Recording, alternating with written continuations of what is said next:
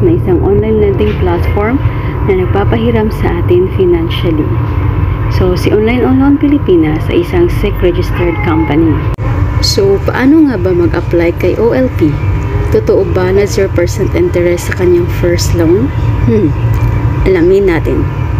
So, to get our first loan, i-click natin ang Get First Loan. So, dito, mag-fill up tayo ng ating mga personal information at huwag kalimutan ang ating Gmail address. Tapos, click Continue. At next naman ang ating current or present address. Tapos, click Continue. At dito, ilagay natin ating mga employment details and contact person. Pagkatapos, itap natin ang Continue.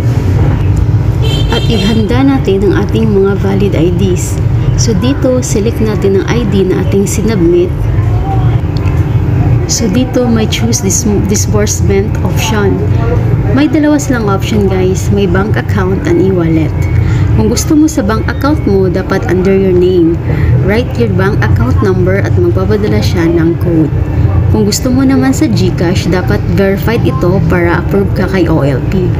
Type mo lang ang registered GCash number mo and click the box, then click Finish. At dito, maghintay lang tayo ng mga ilang minuto dahil sine-check pa nila ang ating information. So dito, mag-expect tayo ng call for confirmation lang at dapat sagutin natin ito para ma-approve tayo kay OLP. Malalaman natin agad ito by approve or disapprove. Mag-text sila or via email. So pagkatapos na submit guys, so at the end of the day, nasa inyo pa rin ang desisyon.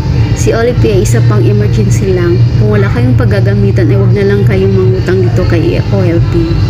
So, that is for today guys. Thank you for watching and see you in my next vlog.